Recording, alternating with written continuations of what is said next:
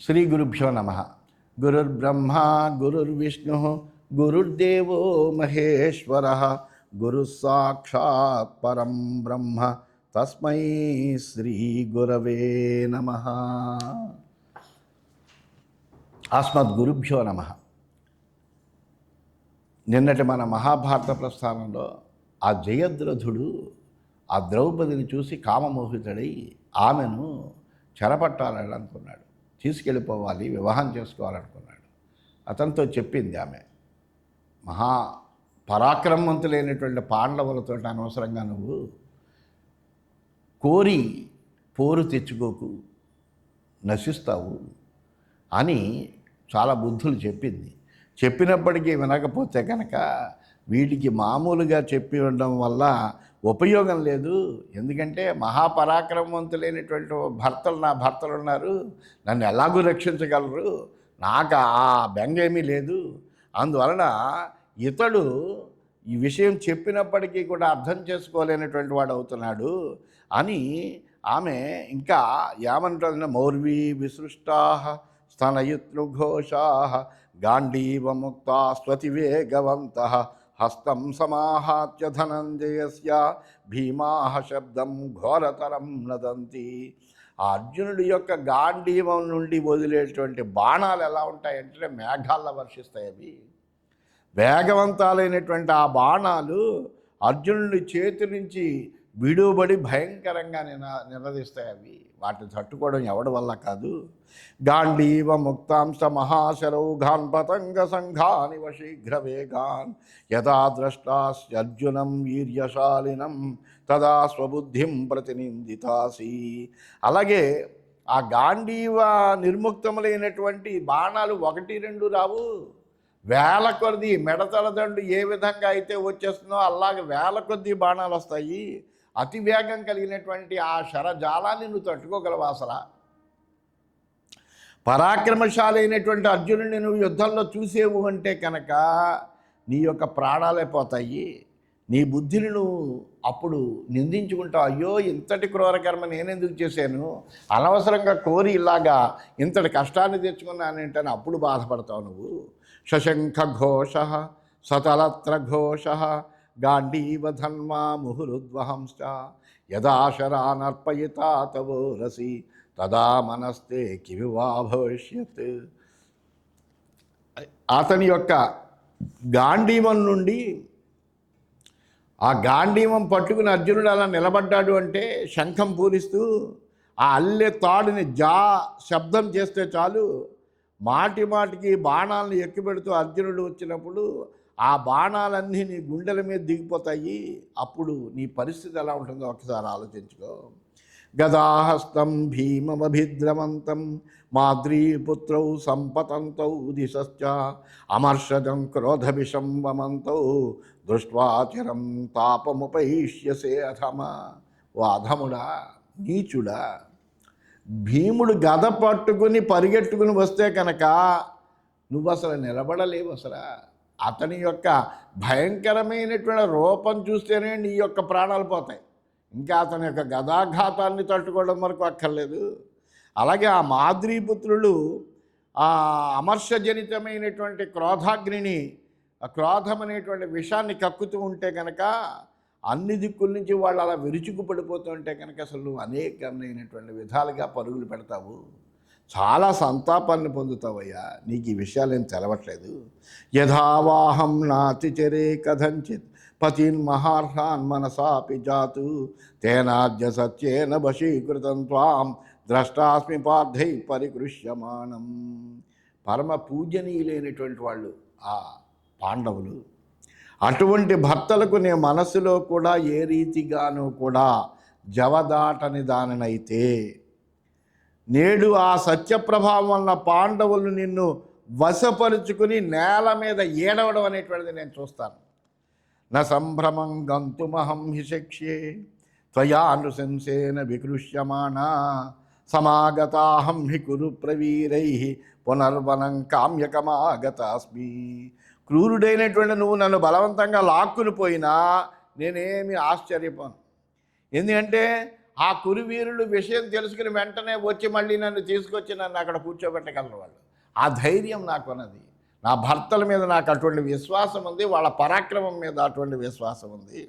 మళ్ళీ ఈ కామిక వనానికే నేను తిరిగి వస్తాను. నీ ప్రాణాల మట్టుకు ఎలా ఉంటాయో నేను చెప్పలేను.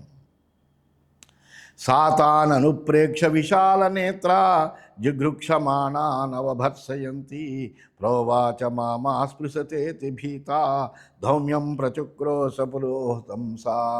ఆ విశాలమైనటువంటి నయనములు కలిగినటువంటి ఆ ద్రౌపది తన్ను పట్టుకోదలిచినటువంటి వాళ్ళని చూస్తూ బెదిరిస్తూ నన్ను మట్టుకు తాకకండి నేను గట్టిగా అరిచింది. అలాగే భీతురాలయ్యి తమ పురోహితుడైనటువంటి ధౌమ్యుని కొరకు కేక వేస్తుంటారు. జగ్రాహతాముత్తరవాస్త్రదేశే జయద్రథస్తం సమవాక్షిపత్సా తయా సమాక్షిప్త తనుస్సపాప పపాత శాఖీవ నికృత్త మూల. ఇంతలోనే ఆ జయద్రథుడు ఆమె యొక్క ఉత్తరీయపు కొంగును పట్టుకున్నట్ట. వెంటనే ఆమె అతన్ని నెట్టివేసింది. ఆమె చేత తోసివేయబడినటువంటి వాడు మొదలు నరికిన చెట్టుల కింద పడిపోయాడు. ప్రగృహ్యమాణాతు మహాదేవేన ముహుర్వినిస్వస్య చ రాజపుత్రీ సాకృష్యమాణా రథమారురోహ ధౌమ్యస్య పాదావభివాజ్య కృష్ణ. అయినా అతడు మహావేగంగా తిరిగి లేచాడు, ఆమెను పట్టుకున్నాడు. ఆ రాజపుత్రి మాటి మాటికి నిట్టూర్పులు విడుస్తూ అతడు బలవంతంగా లాగుతుండడంతో ధౌమ్యుని పాదాలకి నమస్కరించి ఆ రథం ఎక్కింది. నేయం, అప్పుడు ధౌమ్యుడు చెప్పాడు, నేయం శక్యా త్వయా నేతుం అవిజిత్య మహారథాన్ ధర్మం క్షత్రస్య పౌరాణాం అవేక్షస్వ జయద్రథ. ఓ జయద్రథ, క్షత్రియ ధర్మాన్ని కొద్దిగా ఆలోచించుకో. నువ్వు క్షత్రియుల యొక్క ధర్మాన్ని గుర్తించుకుని ప్రవర్తించు. మహారథులైనటువంటి పాండవుల్ని జయించకుండా ఈమెను నువ్వు తీసుకుపోలేవు అని చెప్పాడు. క్షుద్రం కృత్వా ఫలం పాపం త్వం ప్రాప్స్యసి న సంశయః ఆసాద్య పాండవాన్ వీరాన్ ధర్మరాజ పురోగమాన్. ధర్మరాజు మొదలైనటువంటి పాండవీరులు ఎదురుపడి నువ్వు చేసినటువంటి నీచ కృత్యానికి తగినటువంటి పాప ఫలాన్ని పొందుతావు, ఇందులో ఏ విధమైన సందేహం లేదు అని చెప్పాడు. ఇత్యుక్త్వా హ్రియమాణాం తాం రాజపుత్రీం యశస్విన్ అన్వగచ్చత్ తథా ధౌమ్య పదాతి గణమజ్జకః. ఆ విధంగా ధౌమ్యుడు ఆ పలికినటువంటి వాడై ఆ అపహరింపబడినటువంటి ఆ ద్రౌపదిని పదాతి దళం మధ్యలో అనుసరిస్తూ ఆయన కూడా వెళ్ళేట. ఇది శ్రీమన్ మహాభారతే వనపర్వణి ద్రౌపదీ హరణ పర్వణి 68+200తమోధ్యాయః.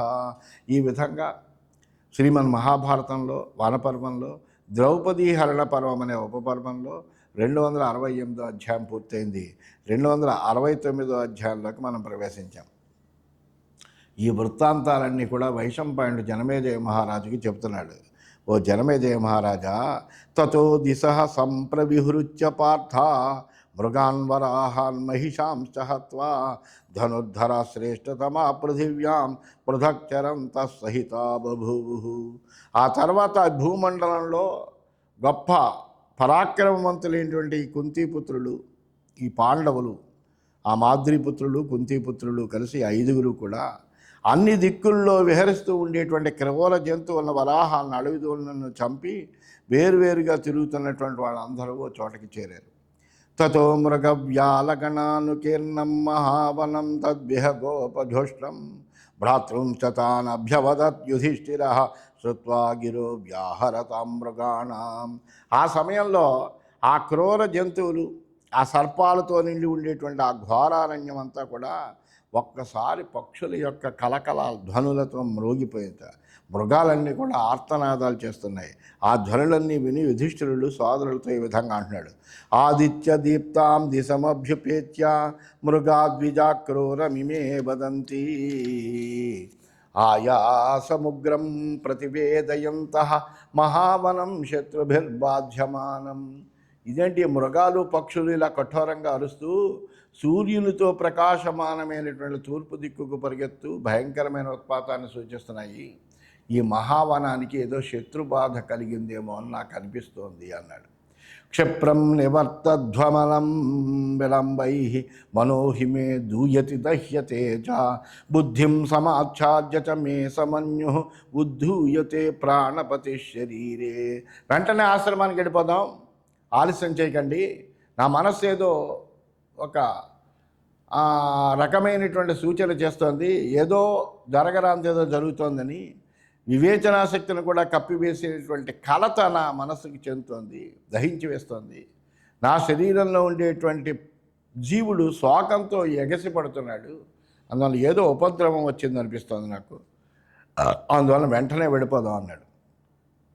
సరస్సుపర్ణేన హృతోరగం యథా రాష్ట్రం యథా రాజకమాత్తలక్ష్మీ ఏవం విధం మే ప్రతిభాతి కామ్యకం శౌండేర్యథా పీతరసశ్చ కుంభః.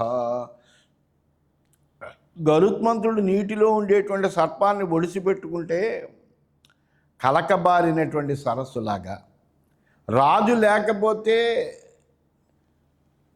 లక్ష్మీహీనమైనటువంటి ఆ శోభంతా పోయినటువంటి ఒక రాజ్యంలాగా, ధూర్తులు అందరూ రసం తాగివేసినటువంటి ఒక ఖాళీ కొండలాగా ఈ కామ్యకం శత్రువుల చేతిలో చిక్కి దురవస్థ పొందిన దానిలో నాకు కనిపిస్తోంది. ఏదో శత్రుబాధ కలిగినట్టుగా అనిపిస్తోంది అన్నాడు. తే సైంధవైరత్యనిలోగ్రవేగై మహారాజవైర్వాజిభిరుహ్యమానా యుక్తైర్బృహద్భి సురధైర్వీరా తదాశ్రమాయాభిముఖా బభూవు. ఆ తర్వాత వాళ్ళు గాలిని కూడా మించినటువంటి వేగంతో సింధు దేశపు గుర్రాలు పుంచిన రథాలతో ఆశ్రమాభిముఖంగా వాళ్ళందరూ కూడా చాలా వేగంగా వెళ్ళారు. తేషాంతు గోమాయురనల్పఘోష నివర్తతాం వామముపేత్య పార్శ్వం ప్రవ్యాహరత్ ప్రవృమస్య రాజా ప్రోవాచ భీమం చ ధనంజయం చ. ఆ సమయంలో ఆశ్రమానికి తిరిగి వస్తున్నటువంటి వాళ్ళకి ఎడం ప్రక్కగా ఒక నక్క ఒకటి పెద్దగా అరుస్తూ వెళ్ళిందిట. అది కూడా ఒక రకమైనటువంటి అశుభ శకునమే. ఆ శకునం గురించి కూడా తర్కించుకుని యుధిష్ఠిరుడు భీమార్జులతోటి ఈ విధంగా అంటాడు. యథావదచ్చేష విహీనయోని శాలావృకో వామముపేత్య పార్శ్వం సువ్యక్తమస్మానవమన్య పాపై కృతోభిమర్ధ కురిభి ప్రసహ్య. ఈ నీచ జంతువైనటువంటి నక్క మనకి ఎడం పక్క రావడము, ఇలా అరవడం చూస్తుంటే పాపాత్ములైనటువంటి కౌరవులు మనల్ని ధిక్కరించి బలవంతంగా పెద్ద అపచారం చేస్తున్నట్టుగా వ్యక్తమవుతోంది. అందువలన ఏదో జరుగుతోంది ఇక్కడ. ఇత్యేవతే తద్వనమావిశంతః మహత్యరణ్యే మృగయాం చరిత్వా బాలామపశ్యంత తదా రుదంతిం ధాత్రేయికాం ప్రేష్య వధూం ప్రియాయాః. ఈ రీతిగా వాళ్ళు మహారణ్యంలో వేటాడి తిరిగి ఆశ్రమ ప్రదేశంలో ఉండేటువంటి ఆశ్రమ ప్రదేశానికి సమీపంగా వస్తున్నారు. తమకు ప్రియమైనటువంటి భార్య ద్రౌపది యొక్క దాసి తమ దాసుని యొక్క భార్య అయినటువంటి ధాత్రేయిక ఏడుస్తూ ఉండడాన్ని చూశారు వీళ్ళు. తామింద్రసేన స్వరితోభిసృత్య రథాదవప్లుచ్య తతోభ్యధావత్ ప్రోవాచ చైనాం వచనం నరేంద్ర ధాత్రేయికామంతితరస్తదానీం. అప్పుడు ఆ సారథి అయినటువంటి ఇంద్రసేనుడు గబగబా రథాన్ని నుండి దిగాడు. వెంటనే ఆ రథం నుంచి దూకేశాడు. వేగంగా పరిగెట్టి ఆ ధాత్రేయికి దగ్గరికి వెళ్ళాడు. వెళ్ళి ఆమెను అడిగట. కిం రోదిషి త్వం పతితాధరణ్య కింతే ముఖం సుష్యతి దీనవర్ణం కచ్చిన్న పాపై సునృశంసకృద్భి ప్రమాధిత ద్రౌపది రాజపుత్ర. పుత్రి, నువ్వు ఎందుకమ్మా ఇలా నేల మీద పడి ఏడుస్తున్నావు?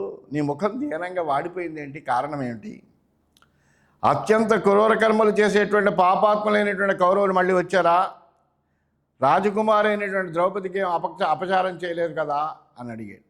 అచించరూపా సువిశాల నేత్ర శరీరతుల్యా కురు పుంగవాన యజ్జేవ దేవి పృథివీం ప్రవిష్ట దివం ప్రపన్నాప్యథవా సముద్రం తస్యాగమిష్యంతి పదేహి పార్థాయదాహి సంతప్యతి ధర్మపుత్ర. ధర్మపుత్రుడైనటువంటి యుధిష్ఠిరుడు ద్రౌపది కోసం చాలా బాధపడుతున్నాడు. ఆ ద్రౌపది ఊహకందనటువంటి సౌందర్యవతి, విశాలమైనటువంటి నేత్రములు కలిగినటువంటిది, కురుశ్రేష్ఠులకు తమ శరీరంతో సమానమైనటువంటి, ఒకవేళ ఆమె భూమి లోపల దాగినా, స్వర్గంలో ఉన్నా, సముద్రంలో ప్రవేశించినా కానీ కుంతిపుత్రులు ఆమె జాడని తెలుసుకోగలరు. కోహీదృశానాం అరిమర్దనానాం క్లేశక్షమానాం అపరాజితానాం ప్రాణై సమాం ఇష్టతమాం జిహీర్షేత్ అనుత్తమం రత్నమివ ప్రమూఢ. శత్రుమర్దనులైనటువంటి వాళ్ళు కష్టాలను కూడా ఎంతో సహనంతో సహించగలిగినటువంటి వాళ్ళు, జయించడానికి శక్యం కానటువంటి వాళ్ళకి ప్రాణ సమానమైనటువంటిది ద్రౌపది. ఆమె ఒక అనర్ఘమైనటువంటి రత్నం. అటువంటి ఆ ద్రౌపదిని ఏ మూఢుడైనా అపహరించాలని అసలు ఎలా అనుకుంటాడు? ఎందుకంటే వీళ్ళ భార్య అని తెలిసిన తర్వాత వాడు అపహరించాలనుకుంటున్నాడంటే వాడి ప్రాణాలు పోగొట్టుకోవడానికి వాడు ఉద్యుక్తుడయ్యాడు అని అర్థం. నబుధ్యతే నాథవతీమిహాద్య బహిశ్చరం హృదయం పాండవానాం కస్యాద్యకాయం ప్రతిభిజ్య ఘోరా మహిం ప్రవీక్షంతి సితాశరాగ్ర్యా. అలాగే ఆ ద్రౌపది పాండవులకు ఎలా ఉంటుందంటే ప్రకట రూపంలో ఉండేటువంటి ఒక బహిప్రాణం హృదయం. ఎందుకంటే ఆ ద్రౌపది లేకుండా పాండవులు లేరు, పాండవులు లేకుండా ద్రౌపది లేదు. అలాంటి ఆమె ఈనాడు ఎవరైనా కనుక అపహరిస్తే వాళ్ళ శరీరాలను వీళ్ళ యొక్క బాణాలతోటి గుచ్చివేయబడి సంహరింపబడతాయి. ఏమి జరుగుతుందో కదా అని ఇట్లాగా అడుగుతున్నాడని. మాత్రం శుచస్తాం ప్రతిభీరువిద్ధి యథాజ్య కృష్ణ పునరేష్యతీతి నిహత్య సర్వాన్ ద్విషత సమగ్రాన్ పార్థ సమేష్యంచయాజ్ఞసేన్య. నువ్వు ఆమె గురించి శోకించకు, ఇప్పుడే ఆమె తిరిగి రాగలదు. ఎందుకంటే ఎక్కడికి వెళ్ళిందో ఏమిటో నువ్వు చెప్పు, ఎవరైనా తీసుకెళ్ళారో చెప్పు, వెంటనే వీళ్ళు క్షణంలో వాళ్ళని సంహరించి తీసుకురాగలరు. సమస్త శత్రువులను సమూలంగా చంపైనా సరే ఈ పార్థులు యాజ్ఞసేన్ని కలుసుకుంటారు అని అడిగాడు. అధాబ్రవీచారు ముఖం ప్రమృజ్య ధాత్రేయకా సారథిమింద్రసేనం జయద్రథేనా పరుతా ప్రమధ్య పంచేంద్ర కల్పాన్ పరిభూయ కృష్ణ తిష్టంతి వర్త్మాని నవాన్యమో నివృక్షాశ్చ నమ్లాంతి తథైవ భగ్నా. ఆ మాటలు వింది ఆ ధాత్రేయిక వెంటనే ముఖాన్ని తుడుచుకుని ఆ ఇంద్రసేనుడితో ఈ విధంగా అంది. పాండవుల్ని తిరస్కరించి, ఇంద్ర సమానులైనటువంటి పాండవుల్ని తిరస్కరించి ఆ జయద్రథుడు బలవంతంగా ఆ ద్రౌపదిని అపహరించాడయ్యా. కొత్తగా ఏర్పడినటువంటి ఈ దారి అలాగే ఉంది, ఈ రథచక్రాల కింద నలిగి విరిగిన చెట్లు కూడా ఇంకా వాడిపోలేదు, అంటే ఇప్పుడే తీసుకెళ్ళాడు. ఆవర్తయధ్వం హ్యనుయాత శీఘ్రం న దూరయాతైవ హి రాజపుత్రి సంనహ్యధ్వం సర్వ ఏవేంద్రకల్పా మహాంతి చారుణి చ దంశనాని. ఓ ఇంద్రకల్పులైనటువంటి పాండవులారా, మీరు మీ రథాలను వెనక్కి చెప్పండి, శీఘ్రంగా శత్రువులను వెంబడించండి. ఇప్పుడే వెళ్ళింది, ఎంతో దూరం కూడా వెళ్ళదు. ఆ రాజకుమారి అయినటువంటి ద్రౌపది ఇప్పటికి ఇంకా ఎంతో దూరం వెళ్ళి ఉండదు. వెంటనే కవచాన్ని ధరించి వెళ్ళండి. గృహీత చాపాని మహాధనాని సరాంచ శీఘ్రం పదవీంచరధ్వం పురాహి నిర్భర్ష న దండమోహిత ప్రమోహ చిత్తావదనేన శుష్యత దదాతి కస్మైచిదనర్హతే తనుంబరాజ్య పూర్ణామివ భస్మని సృచం పురా తుషాగ్నాని వహూయతే హవి పురాశ్మశానే స్రగివాపవిధ్యతే పురా చ సోమో అధ్వరగో బలిహ్యతే శునా యథా విప్రజనే ప్రమోహితే మహత్యరణ్యే మృగయాం చరిత్వా పురా శృగాలో నరిణీం విగాహతే. అలాగే ఆ అనర్ఘములైనటువంటి ధనస్సులని బాణాలను తీసుకోండి, వెంటనే ఈ శత్రువులు వెళ్ళినటువంటి దారిలో వెళ్ళండి. బెదిరింపులకు కానీ దండనలకు కానీ భయపడి మూఢచిత్తురాలైనటువంటి ఆమె ఏ అయోగ్యునికి కూడా ఆమె తనువును అర్పించకముందే మీరు వెళ్ళండి. అదే కనుక జరిగితే స్వచ్ఛమైన నేతితో నిండిన సృక్కును బూడిదలో కొంబరించినట్టు, హవిస్సును ఓకనిప్పులో హోమం చేసినట్టు, పూలమాలను శ్మశానంలో విసిరినట్టు, బ్రాహ్మణులు ఆదమరిచి ఉండగా యజ్ఞమండపంలోని సోమరసాన్ని కుక్క నాకి వేసినట్టు, మహారణ్యంలో వేటాడుతూ తిరిగినటువంటి నక్క పద్మాకరంలో మునిగినట్టు అవుతుందయ్యా. అందువలన వెంటనే వెళ్ళండి, ఆ ద్రౌపదిని రక్షించండి అని ఆమె చెప్పింది. మావ ప్రియాయా సునసం సులోచనం చంద్రప్రభాచం వదనం ప్రసన్నం స్పృశాక్షుభం కశ్చిదకృత్యకారి శ్వానై పురోడాసమివాద్భరస్తం ఏతాని వర్త్మాన్యనుయాత శీఘ్రం మావత్కాలక్షిప్రమ్యహాత్మగాద్వై. అందమైనటువంటి నాసుక, చక్కటి కన్నులు కలిగి చంద్రకాంతుల స్వచ్ఛంగా వెలుగొందేటువంటి ఆ ద్రౌపది యొక్క పవిత్రమైనటువంటి ప్రసన్నమైనటువంటి ముఖాన్ని కుక్క యజ్ఞవేదిక ఎందలి పురోడాసాన్ని నాకినట్టుగా ఏ పాపాత్ములు కూడా తాకకూడదు. ఈ దారుల వెంట శీఘ్రంగా శత్రువుల్ని అనుసరించి వెళ్ళండి, మీ సమయం ఇక్కడే గడిచిపోకూడదు అని చెప్పి. భద్రే ప్రతిక్రామ నియచ్చవాచం మాస్మత్సకాశే పరుషాణ్యవోచ రాజానో వా యది వారపరాజపుత్ర బలేన మత్తా వంచనాం ప్రాప్నువంతి. అప్పుడు వెంటనే యుధిష్ఠిరుడు అన్నాడు, భద్రే పక్కకు వెళ్ళు, మాటలు అనవసరంగా తోలకు, మా ఎదుట పరుషంగా మాట్లాడుతున్నావు నువ్వు. బలగర్వితుడైనటువంటి అతడు రాజు కానీ రాజపుత్రుడు కానీ ముప్పు తప్పదు, ఎవ్వడైనా సరే వాడిని వదిలేది లేదు అన్నాడు. ఏతావదుక్త్వా ప్రేయుర్హి శీఘ్రం తాన్యేవ వర్త్మాన్యనువర్తమానా ముహుర్ముహుర్వ్యాలవదుచ్ఛ్వసంత జాంవిక్షిపంతశ్చ మహాధనుర్జా. అలా అని ఆ పాండవులందరూ కూడా ధనుష్టంకారాలు చేస్తూ మాటి మాటికి పాముల్లా బుసలు కొడుతూ ఆ మార్గాన్ని అనుసరిస్తూ వెంటనే వెళ్ళేట. తతోపశ్యంతశ్చ సైన్యశ్చరేణం ఉద్భూతం వై బాధికుర ప్రణున్నం పదాతీనాం మధ్యగతం చ ధౌమ్యం విక్రోశంతం భీమమభిద్రవేతి. అంతటా అలా వెడుతుంటే వాళ్ళకి వెంటనే ఆ జయద్రుడి యొక్క సైన్యం కనిపించింది. ఆ సైన్యంలోని ఆ కాలిగిట్టలు, ఆ అశ్వముల యొక్క కాలిగిట్టల తాకిడికి ఎగిరినటువంటి ధూళంతా కనిపిస్తోంది అక్కడ. కాల్బలం మధ్యలో భీమసేన పరిగెత్తుకురా అంటూ ఆక్రోశిస్తున్నటువంటి ధౌమ్యుడు కూడా కనిపించాడు. తేసాంత్య ధౌమ్యం పరిదీన సత్వా సుఖం భవానేతి రాజపుత్రాశ్వేనాయ దైవామిష సంప్రయుక్త దేవేన తైన్యమధాభ్యధావన్. వెంటనే అసాధారణమైన పరాక్రమం కలిగినటువంటి రాజపుత్రులైనటువంటి ఆ పాండవులు, ఇంకా మీరు నిశ్చింతగా వెళ్ళండి అనే ధౌమ్యాన్ని ఓదార్చి గద్ద మాంసం కోసం ఎగిరినంత వేగంగా జయద్రుడి యొక్క సైన్యాన్ని వెన్నంటి వెళ్ళారు వాళ్ళు. తేషాం మహేంద్రోపమ విక్రమాణం సంరబ్ధానాం దర్శనాద్యాజ్ఞసేన్యా క్రోధ ప్రజ్వాల జయద్రథంచ దృష్ట్వా ప్రియాం తస్య రథే స్థితాం చ. ఇంద్ర సమానమైనటువంటి పరాక్రమం కలిగినటువంటి వాళ్ళు పాండవులు. వాళ్ళు విజృంభిస్తే ఎవరాగలరు? అందువల్ల అలా విజృంభించినటువంటి ఆ పాండవులకి ద్రౌపది యొక్క ధిక్కారపూర్వకమైనటువంటి మాటలు వినిపించాయి. ఆ వెంటనే జయద్రథుడు అతని రథంలో ఉన్నటువంటి ద్రౌపది కూడా కనిపించారు. వాళ్ళ క్రోధం ప్రజ్వరిల్లింది. ప్రచుక్రుషుశ్చాప్యథ సింధురాజం మృకోదరశ్చైవ ధనంజయశ్చ యమౌ చ రాజా చ మహాధనుర్ధరస్తతో దిశః సమముః పరేషాం.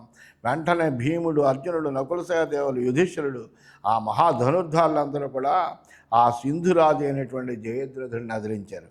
అప్పుడు శత్రు సైనికులకి దిక్కు తోచకుండా పోయింది. వీళ్ళ యొక్క ఆ బాణ వర్షాన్ని వాళ్ళు ఎదుర్కోలేనటువంటి పరిస్థితి వచ్చింది.